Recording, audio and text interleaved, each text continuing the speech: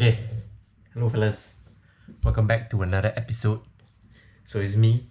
Now I'm doing the commentary. It's been quite long. I think 3 videos since I've last done this. Is it 3? I guess it's 3. Okay, so let's get right to the video. So right, as you can see from the clips over here, Ryan holding the big weight over here. So what actually happened, right, was that we lost all the footage from this training day.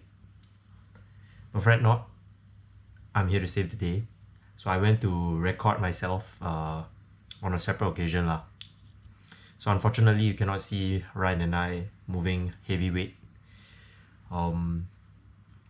So basically on this day, right, Ryan and I are slowly increasing our working set weight.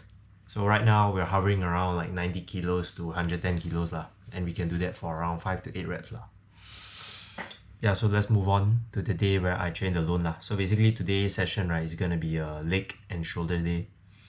So here you see me doing some Smith machine squats. I apologize for the bad lighting. Note to self, next time I should put the camera in a better location so that it won't be black. But yeah, basically you can see me over here.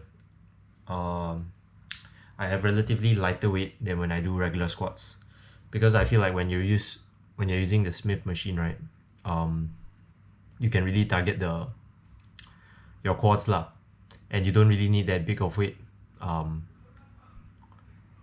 You don't really need that big of weight to feel the tension there.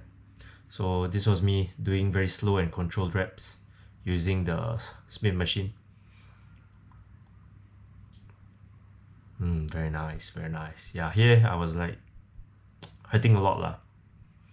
So here I whenever I do machine exercises, right, what I usually like to do is that I like to use slightly lighter weight, but I like to increase the tension, the time under tension . And I like to do slightly higher reps, so around within the realm of like 10 to 12 reps. But I really like to focus on the tempo , getting a good stretch at the bottom, and on the concentric portion where I'm going up, right, I like to go faster . Yeah, so that's pretty much it for the first exercise. Immediately after that, right, after my first exercise, I usually like to do some calf raises , because part of the team, no calves, so I'm trying to bring up my calves . One of my weak points . So I usually like to do it at the beginning phases of my workout, because that's where I have the most amount of energy , and where I can feel like I can have a good like mind-muscle connection. Because later in the workout, right, I feel like your central nervous system will be fried . You can't really squeeze as much. Yeah. So the second exercise I did, as you can see, was the calf raises, seated calf raises. Again, you want to focus on having a good squeeze at the top and a good stretch at the bottom. Yeah.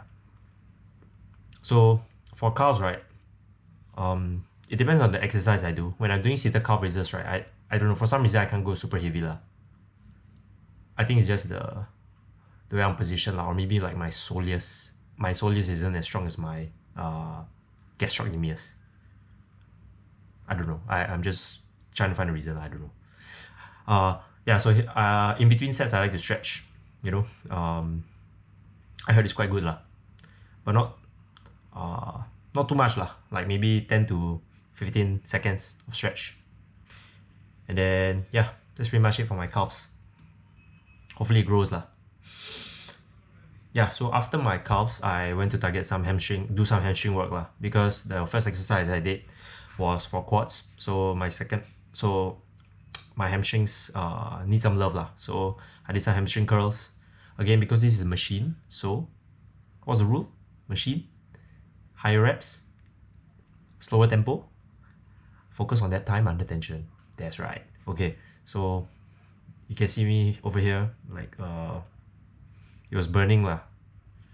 So really hurt a lot. I think one thing to know whenever you're doing hamstring curls, right, is that natural tendency, right, is that you'll tend to flex your calves, because the first portion of the movement, right, there's some calf activity whenever you flex your calves . So I think you should try to focus on relaxing your calves while doing the hamstring curls lah. Yeah, that's just some of the tips that I read online lah. But I think it helps lah. It really helps activate the hamstrings more. Yeah, I can see over here I'm almost failing in my set. Yeah, that's pretty much it for my hamstrings. Right after hamstrings, I decided to do one last superset with what I call this? Chord extensions. So again, focus on the time under tension and really controlling the weight lah. So I decided to superset this exercise with some calf raises. Unfortunately, I couldn't find a raised platform lah, so I just had to do. I couldn't stretch my calf fully, but I focused on squeezing at the top, holding some light weight lah. Because I'm part of Team Good No Carbs, as I mentioned before. So yeah, because I felt like I didn't really, my calves weren't really that fatigued, so I tried to focus on that top portion to get some more workout on my calves lah. Yeah, so after that superset, because usually Ryan and I, we tend to do, our split basically is like, we do upper body and then lower body. But when we do our lower body, right, we tend to do it with shoulders. Yeah, so right after this, I went to do some lateral raises. Yeah, just 4 or 5 sets of lateral raises, and after that I went to do some rear delt flies lah, which I did not video because I was rushing, unfortunately. So yeah, that's pretty much it lah for this week's video. Yeah, next week maybe I'll take note lah, take care of the footage so that it won't get lost, and then y'all can enjoy okay bah. Always remember,